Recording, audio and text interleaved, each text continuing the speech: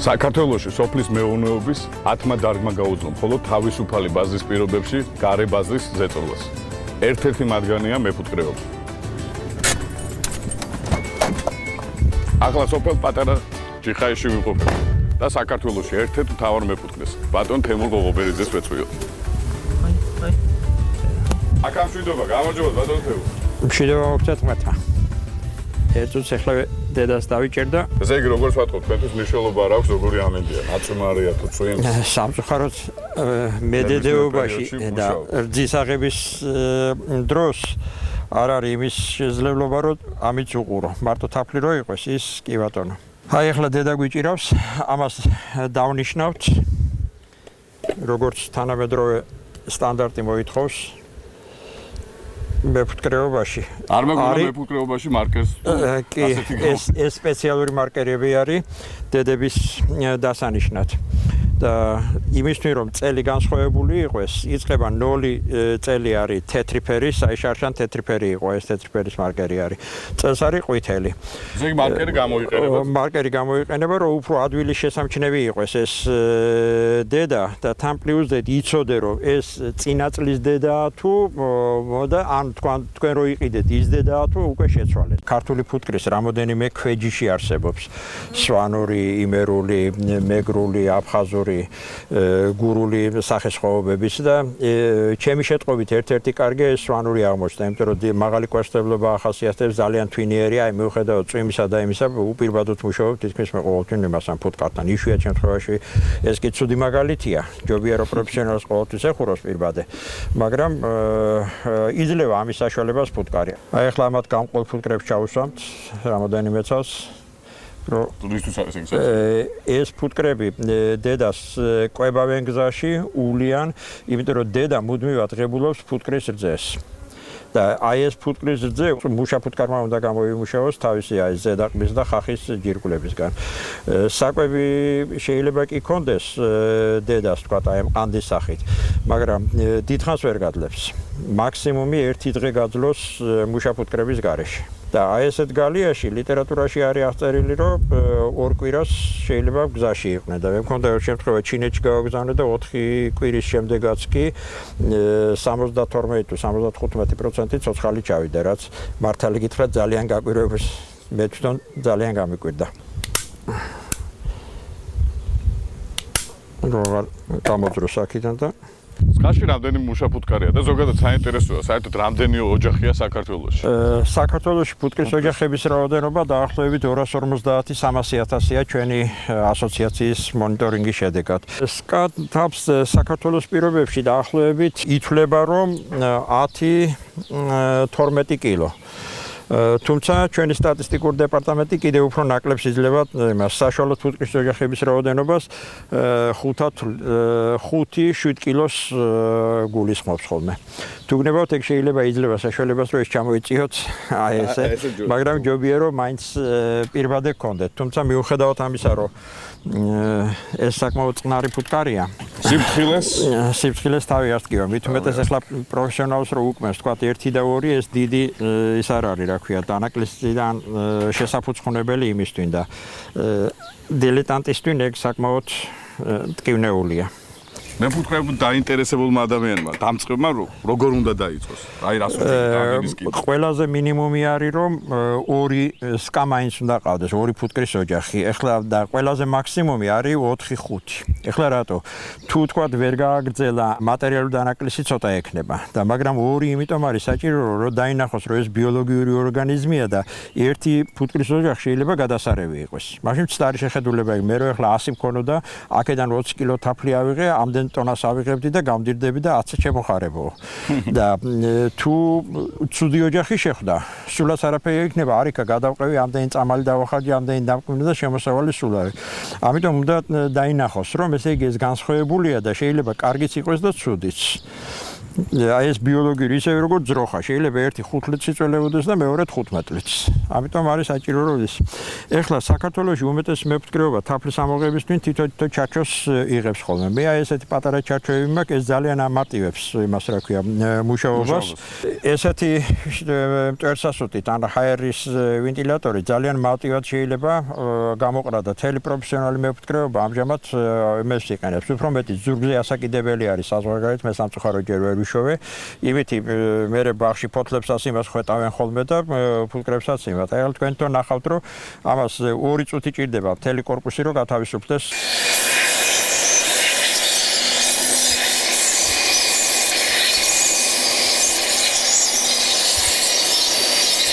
ატარეთემურ ერთი ოჯახი რა ღირს? ერთი ოჯახი დაახლოებით 200-250 ლარის მახლობლად ღირს ახლა.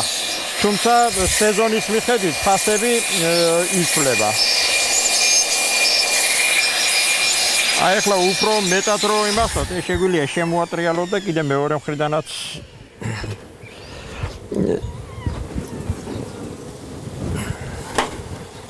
კლიანტ რო გამათავისუფლოს სიტყვით. ხო, იმიტომ რომ ზოგი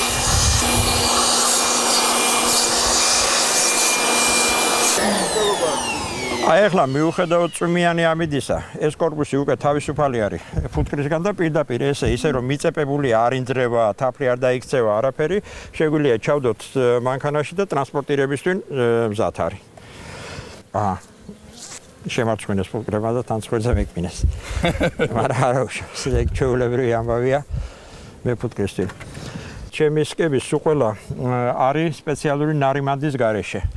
თანამედროვე მეფუტკრეობისთვის, აი სამრეწველო მეფუტკრეობის სკები ძირითადად ესეთი უნდა იყოს. ისინი ძალიან ადვილად იხდება, ადვილად ეხურება. ეს სკები სულ მიუხედავად შესახედავად ცუდი შესახედავებისა, სახმარი ღირებულება ძალიან მარტივი არის.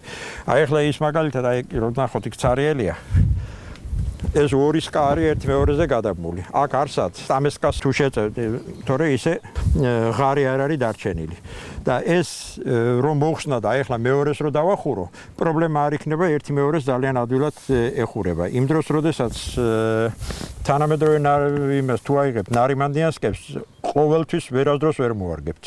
იქ 2-3 ზედაპირი უნდა დაემთხვეს ერთმანეთს. ეს ძალიან აძლევს მეფუტკრეობის მუშაობას.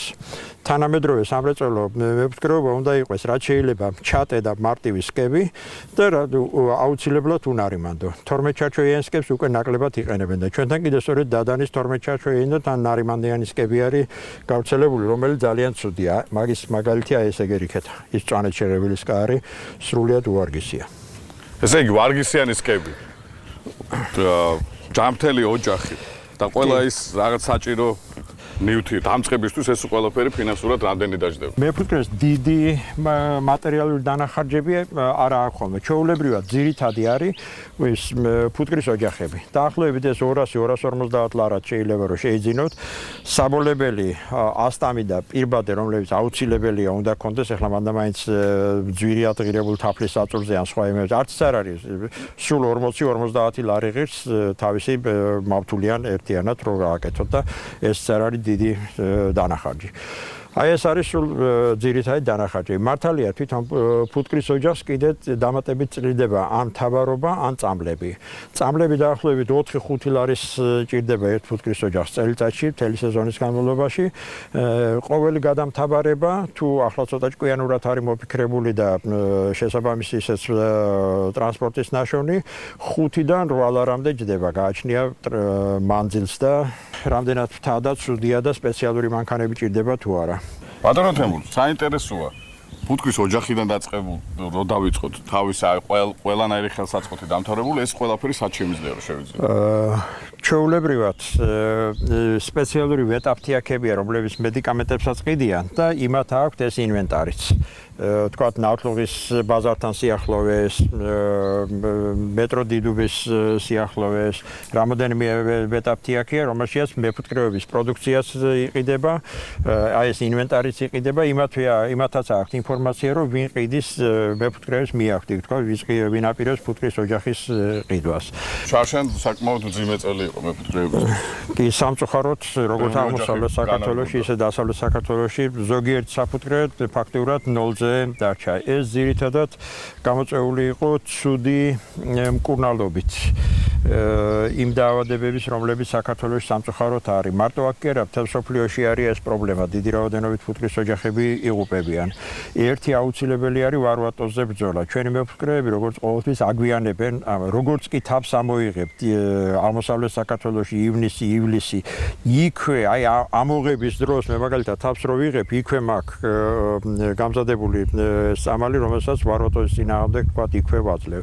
და ასევე ესპანელი მეცნიერების შრომა იყო ბოლო, რომელიც ირწმუნება, რომ ნოზემა ცერანა არის აი ამ ფუტკრის ოჯახების მასიური დაღუპვის მიზეზი. ახლა ჩვენ ჩავატარეთ ჩარშან ცდები და ყოველ შემთხვევაში არც ისე ურიგო შედეგი ქონია. იმ ნოზემა ცერანას საწინააღმდეგო წამლის მიცემული სკების თითქმის 90% გადარჩა. როგორ უნდა მივხვდეს? დამწყები მეფუტკრე რომ ფუტკარი დაავადებულია. ფუტკარი რო ერთი ის რომ სკაში ფუტკარი მცირდება. მეორე ის რომ ეს ნაწილი ფუტკარი გარეთ ცვივა და ამის მიხედვით შეიძლება ასკოსფეროზი მაგალითად პირდაპირ გარეთ გამოყრიან ხოლმე თეთრად მუმიფიცირებულ ფუტკრის ბარტს, მაგრამ მაინც უფრო უკეთესია ან გამოცდილ მეფუტკრეს ანახოს, როდესაც რამე შეესაბამება, ან სპეციალისტები სამწუხაროდ მარტო თბილისში არის ახლა ხეირიანი ლაბორატორია, სადაც შეიძლება ამის გასინჯვა, მაგრამ რაღაცას უნდა გაისარჯოს და იმიტომ რომ ძალიან დიდი მატერიალური ღირებულებაა, როგორც მთლიანად საფუტკრე. ეხლა 100 ოჯახი, რამოდენიმე 1000 ლარის ღირებულების არის და ამის გარდა კიდე მეორე წელიწად შემოსავალს კარგავს ძირითადს. ის 50,000 მეფუტკრე, რომელიც საქართველოშია, ჩვენ მეფუტკრეებს შეიძლება 3 გექტარი ყანა ქონდა, მაგრამ 50 ფუტკრის ოჯახიდან უფრო მეტი შემოსავალი აქვს, ვიდრე იმ 1 ან 2 გექტარი ყანიდან სინამდვილეში და ისინი მეფუტკრეებს მივაკუთვნეთ. შეიძლება თვითონ ვერ ხვდებოდეს ამას, რომ იქიდან მეტი შემოსავალი აქვს და ფუტკარს 5 დღეს უთმობს და ყანაში ერთ თვე არის ჩამდგარი და თოხნით იკლავს თავს, მაგრამ სინამდვილეში ესია. მეფუტკრეებს ძალიან გამოადგებათ აი ეს უბრალო აღნიშვნა. ეს არის ჩვეულებრივი ფასების კაღალდი, რომელსაც წებადი ის არის, ადვილად ეწეპება და ზედვე აწერს ამ შემთხვევაში თუ რა ხდება. ეს არის სანუკლეუსესკა, რომელზედაც ეს აღნიშნა ნიშნავს, რომ დედები 17 წინათვეს, ესე იგი ივნისს მიმიცია. ფერების მიხედვით ეს ქაღალდები სხვადასხვა გამოდის, მწვანე, წითელი, ყვითელი და შეგიძლიათ სულ ყველა აღნიშნა. მე მაგალითად უდედობას ან რაიმე დიდ პრობლემას წითელით აღნიშნავ და საეჭვოს ყვითელი და ჩვეულებრივ მდგომარეობას მწვანეთ. იმის მიხედვით რომელ კუთხეში დააკრავ, იმასაც გეუბნება, რომ რა მდგომარეობაში რამდენი ჩარჩო ფუტკარია დაახლოებით.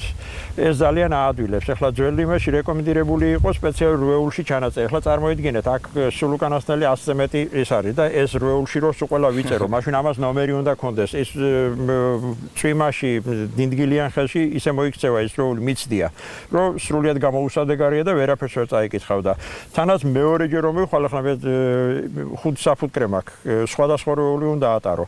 ეს კიდე აქტუალნათლივია და ყველაფერი მოჩანს. ის ვინც დედების გამოყვანით იქნება შემდგომში დაინტერესებული, შეიძლება იმათ დაინტერესოთ აი ეს სკა, მიუხედავად იმისა, რომ ჩვეულებრივი სკის ხელა არის, ეს არის 10 განყოფილებიანი, აქ თითოეულ განყოფილებაში ეს არის პატარა ნუკლეუსი არის, რომელსაც დედები გამოყავს გასანაყოფიერებლად. აი აქ შეგვიძლია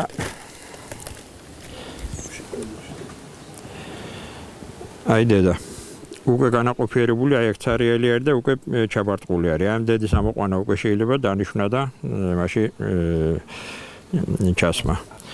აი ახლა იქეთა განყოფილებაშიც მოჩანს, რომ უკვე დედა არის, იმიტომ რომ ყვავილისტრიანი ფუტკარი დადის ზეთს. აი აქ უკვე კვერცხი არის დადებული, თუ ხედავთ, აი ირგვლივ თაფლი არის და აი აქ თაფლი არის და მრგვალად ეს კვერცხი არის. ეს ის სადედე ჯამია, რომელშიაც ეს დედა სანამ ის იყო დაბეჭდ მდგომარეობაში რომ მივეცით.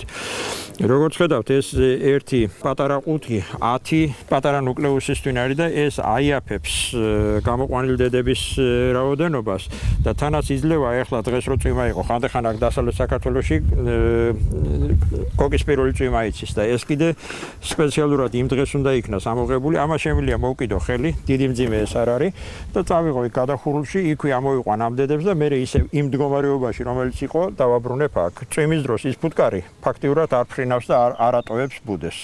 და იქ ნახევარი საათი, რომელიც ამას ჭირდება, რომ დაცალო დედებისგან, ან იქვე მიცემს სადედებს და პრობლემა არ აქვს. ესე იგი გადახურული შეგიძლიათ რომ გააკეთოთ. ერთ-ერთი მთავარი პრობლემა მე მგონი კიდევ თუ არ ვწდები ეს გადამთაბარება. კი. რა პერიოდში უნდა ხდებოდეს?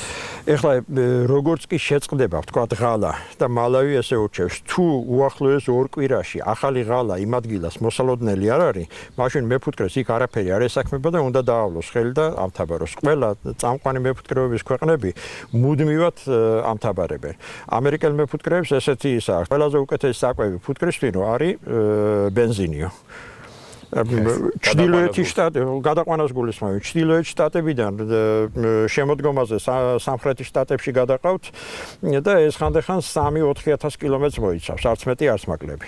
ჩვენ შემთხვევაში ჩვენ არაჩვეულებრივი პირობები გვაქვს. საქართველოს სულ სიგრძე-სიგანეში 500 კილომეტრს არ აღემატება და აქ რამოდენიმე სარტყელი არის, შეიძლება ითქვას. ველის პირობებში თქვა დასავლეთში აპრილი და მაისი არის. შემდეგ ცოტა აი წინამთების აი თქვა წყალტუბო და ესეთი 500 მეტრის ზღვის დონიდან იქ შეიძლება გადამთაბარება და მერე უფრო მაღლა დაახლოებით 2000 მეტრი და შემდეგ ალპურ ზონაში. ივლის-აგვისტო მაგალითად ალპური ზონა 1500-დან 2000 კვადრატულ მეტრამდე. როგორც სამხრეთ საქართველოში, ისე გუდაურის მხარეს და ისე სრულიად გამოუყენებელი არის რაჭის აი შოვის და იქეთ იქ სათიბებია და აი მამისონის რომ არის რა ქვია გადასასვლელი იქ. სულ ყველა ხეირიანი მეფუტკრეობის ქვეყანა რაც შეიძლება ხშირად ამთაბარებს და პირდაპირ დაძდევენ სად არის ღალა. ხანდახან 2 კვირის გულისწინ მიყავს ფუტკარი და ეს ძალიან ამართებს.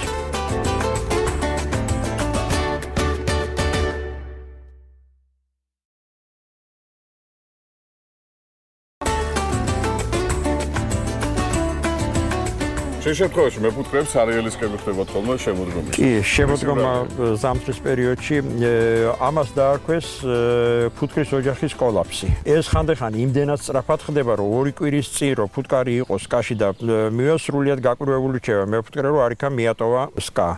ჯერჯერობით ამის ზუსტი მიზეზი ვერ გამოინახა სამწუხაროდ. აბრალებდნენ გენმოდიფიცირებულ მასწავლებლ კულტურებს და სიმინდს, აბრალებდნენ მაღალი ძაბვის ხაზებს, მობილურ ტელეფონებს, მაგრამ იმ ადგილას, სადაც მობილური ტელეფონები არ იყო, იქაც შეიძლება ეს რაღაცა ახალი დაავადება არის. საქართველოში რამოდენიმე ცდა იყო სხვადასხვა წამლების გამოყენების და შედარებით შეიძლება ჩვენ ბოლომდე არ დაგვიმთავრებია ჯერ ეს ექსპერიმენტი, მაგრამ ვაროას საწინააღმდეგოდ ქმედით ღონისძიებებს თუ გაატარებთ და ასევე ანტიბიოტიკურ მკურნალობას ჩაუტარებთ თაფლის ამოღებისთანავე ივლის-აგვისტოში, სექტემბერ-ოქტომბერში უკვე გვიან არის. შარშან რამოდენიმე ათეულ საფუტკრეში ესეთი მკურნალობები ჩავატარეთ და საკმაოდ კარგი შედეგები მივიღეთ. ფაქტიურად 90-95% იყო გადარჩენა. იმ დროს როდესაც გვერდზე ახლომდებარე საფუტკრეებში ხანდახან 100% იყო დაუღო თუ არა, უკეთეს შემთხვევაში 10% იყო გადარჩენილი.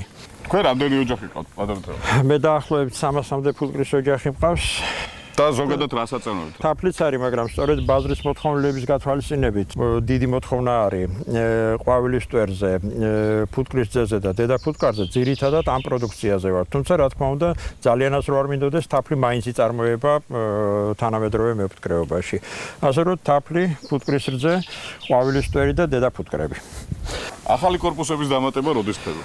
ახალი კორპუსების დამატება დაბლობ ზონაში უფრო ადრე ხდება. უკვე კარგად მოვლილ ფუტკრის ოჯახები აპრილის დასაწყისში უკვე უნდა იმატებდნენ ახალ კორპუსს. და მთაში, მთიან ზონაში ცოტა უფრო გვიან. ეხლა ადრე გაზაფხულზე ყოველთვის ჯობია რომ წინ სწრებით იყოს სკები გაფართოებული, რომ სანაყრეთ არ გაგვექცეს ფუტკარი. და ამავე დროს უნდა დაიტვირთოს ადრე გაზაფხულზე რაც შეიძლება მეტი საშენებელი ჩარჩოებით. აი ამ ახალი ჩარჩოების შენება ართმევს ენერგიას, რომელიც ნაყრობისთვის ინახავს ფუტკარი და ამიტომ ეს ძალიან მნიშვნელოვანია, რომ რაც შეიძლება მეტი აშენებინოთ ეს ერთი და რაც შეიძლება დროზე გააფართოვოთ. როგორც კი უკვე დღე კლებას იწყებს 22 ივნისს ისის მერე ფუტკრის ოჯახის რაოდენობას უკვე კლებას იწყებს. მერე მატება ძალიან ძნელია ხოლმე.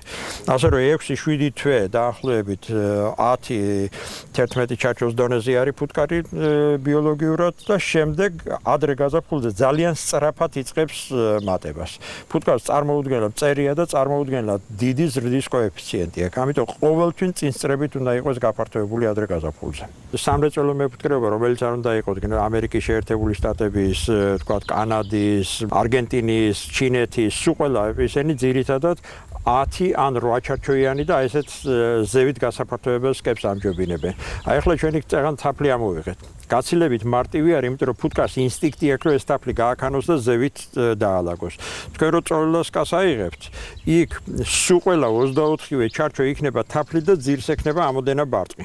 ყოველ შემთხვევაში 6-10 ჩარჩოზე. ზევით 3 კილო თაფლია, იმას ვერ ამოიღებთ.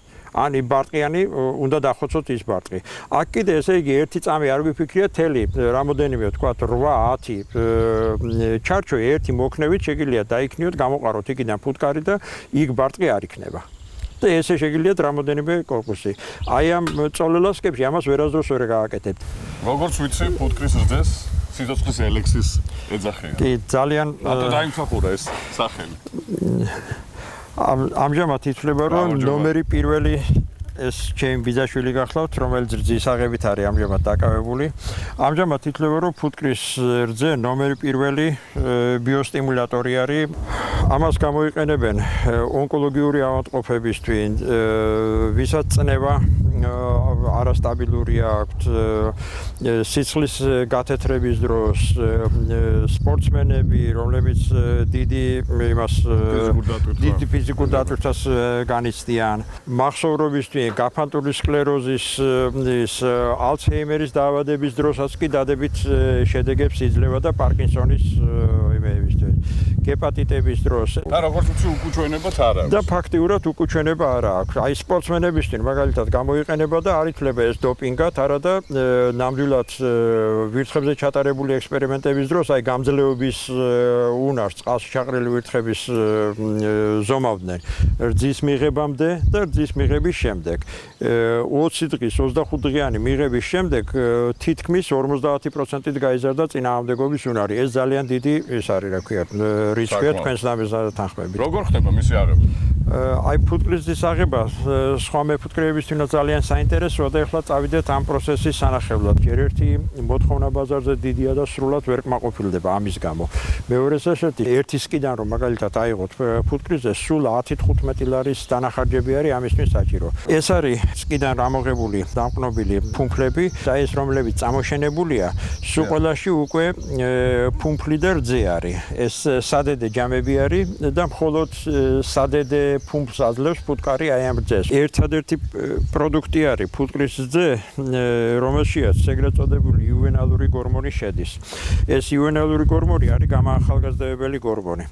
არც ერთ სხვა დედამიწაზე არსებულ არც მცენარეში და არც ცხოველური წარმოშობის პროდუქტში ეს გორმონი აღმოჩენილი ჯერჯერობით არ არის. აი ამ გორმონს უმადლიან სწორედ რომ დედა ფუტკარი ძალიან დიდხანს ცოცხლობს ჩვეულებრივ ფუტკართან შედარებით. ამ დროს ესენი სულ ყველა ერთი იმიდან არიან ან ნენელა მე მგონი რაღაცას ისწავლეთ.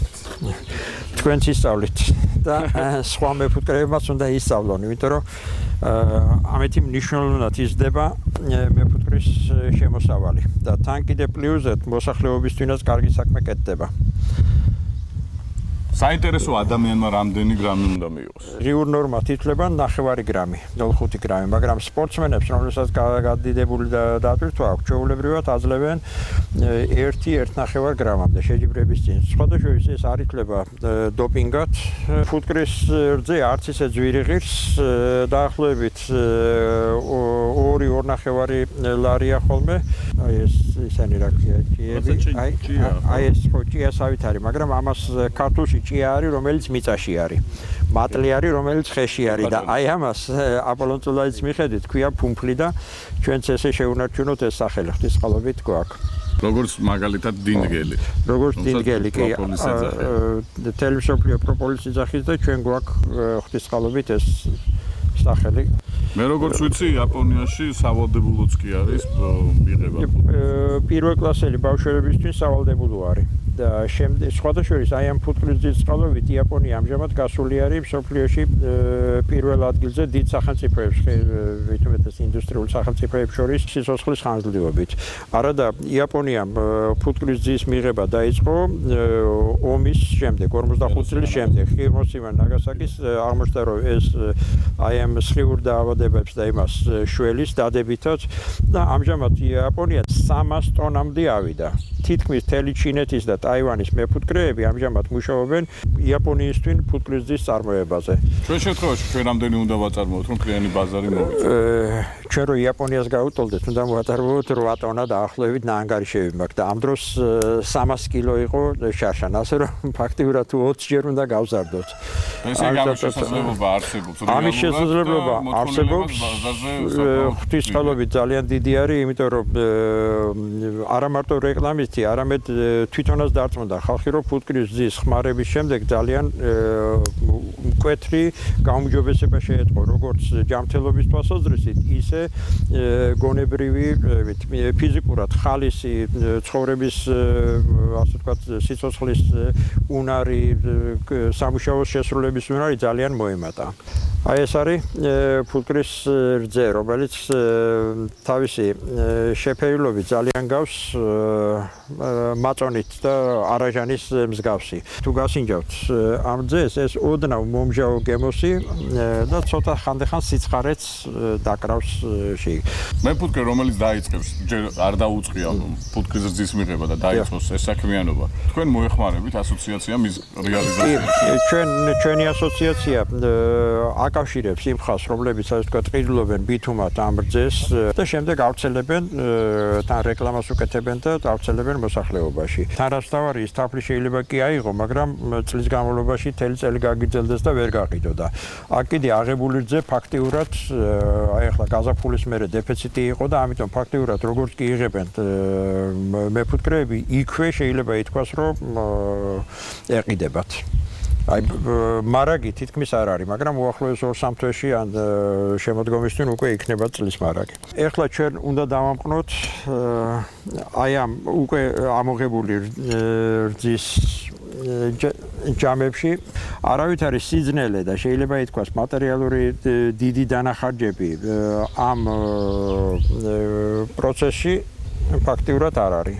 აი ამას ჩავდებთ ახლა განემანის ცხრილით გაყოფილ იმ განყოფილებაში, რომელიც უდედოა. 3 დღის მერე უკვე ამოვიღებთ და რძის აღების პროცედურას ისევე გავიმეორებთ. აქ დიდი ძნელი და სასწავლებელი არაფერი არ არის.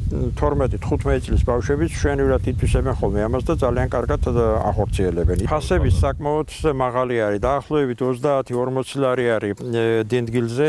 ამ დროს ქართული ფუტკარი ძალიან დიდი რაოდენობით დინდგელს აგროვებს.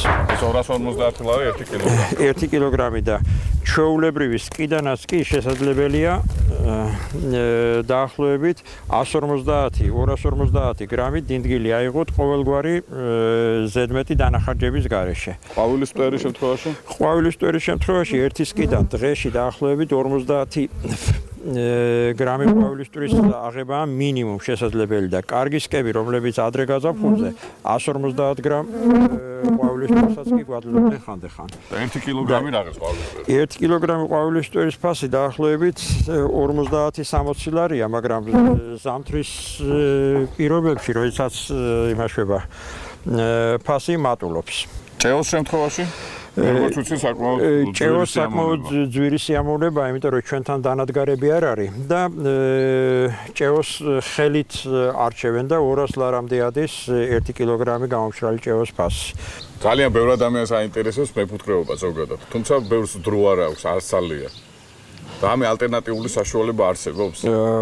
უკვე 2 წელიწადია არსებობს სააქციო საზოგადოება, რომელშიც თქვენ შეგიძლიათ ხანდახან არის ისეთი შემთხვევა, რომ თვითონ აღარცალია ვერვულის ფუტკრის ოჯახებს, შეიტანოთ ეს ფუტკრის ოჯახი, ან იყიდოთ ფუტკრის ოჯახი, ან შესაბამისი თანხა ერთი ფუტკრის ოჯახის საყიდელი შეიტანოთ ეს თანხა და წლის ბოლოს თქვენ მოგეცემათ რაც ერთი ფუტკრის ოჯახიდან მიღებული, გნებავთ თაფლი, გნებავთ ფუტკრის ზე, გინდა გნებავთ ყვავილის მტვერი, ამას ისინი ყველაფერს აწარმოებენ საწარმოებენ. იქ არიან ძალიან კარგი სპეციალისტები. ეს თქვენი ნაყიდის კა, თქვენი დივიდენდი არის, ასე ვთქვათ, და მუდმივად გენახებათ მეორე წელსაც და მესამე წელსაც და ისევე გრძელდება ამისგან შემოსავლის მიღება. შესაძლებელია რომ ყოველწელი და თქვა 4-5 ოჯახი რო თქვა იყიდოთ და შეიტანოთ, სრულიად საკმარისია ის პროდუქცია ერთი პატარა საშუალო ოჯახის თაფლით და მეფუტკრეობის სხვა პროდუქტებით დასკმაყოფილება. თანაც იქ არჩევაზე არის, თქვენ შეგიძლიათ გნებავთ ყვავილის ტვერი მეტი გაიტანოთ, ან თაფლი მეტი გაიტანოთ, ან პირიქით ფუტკრიზე რომელიც გინდათ. იმათ ერთიც აქვს, მეორეც და მესამეც და ყველა პროდუქციას აწარმოებენ მეფუტკრეობისას. ზოგადად ბატონო თემურ ამ დარგს საპრობლემები აქვს. ყველაზე უფრო დიდი პრობლემა არის თანამედროვე სამრეწველო მეფუტკრეობის უცოდინარობა. მეფუტკრეები ისევ იმ მეთოდებით მუშაობენ და აზროვნებენ, რაც მათი ბაბუები და უკეთეს შემთხვევაში მამები. აი ამ თანამედროვე სამრეწველო მეფუტკრეობას სულ სხვა მოთხოვნები აქვს, ისევე როგორც სოფლის მეურნეობის სხვა დარგებს. ეხლა 1 და 2 ძროხას არავინ არ წველის საზღვარგარეთ ფერმაში, არა?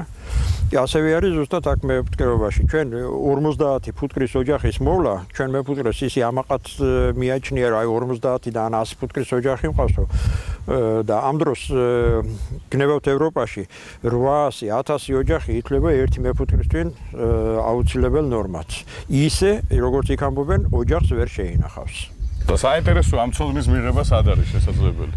ამ ცოდნის მიღება ჩვენ ვცდილობთ, რომ ცალკე სემინარებს ვატარებთ ჩვენ ასოციაციაში, ცალკე კურსებიც გვაქვს გახსნილი გადამზადების, ასე ვთქვათ, თანამედროვე მეფუტკრეობის ცოდნაზე და არა მარტო თეორიულად და ოთახში, არამედ პრაქტიკულადაც, იმიტომ რომ რასაც კაცი თვითონ გააკეთებს და ნახავს პრაქტიკულად, რომ ეს მართლა შესაძლებელია, რომ 500 და 800 ოჯახს მოუაროს ერთმა ადამიანმა და თავისით რო ნახავს, ეს გაცილებით უფრო უკეთესია, ვიდრე კინოში ნანახი და ან ისე გაგონილი, რომ აი 1000 ფუტკრის ოჯახს უვლიან ამერიკაში.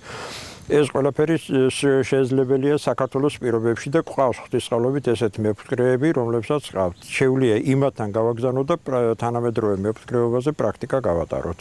ძალიან დიდი მადლობა საინტერესო საუბრისათვის და წარმატებებს გისურვებთ. კარგად, მეფუტკრეობა კიდევ უფრო განვითარდება საქართველოში. ბედნიერად.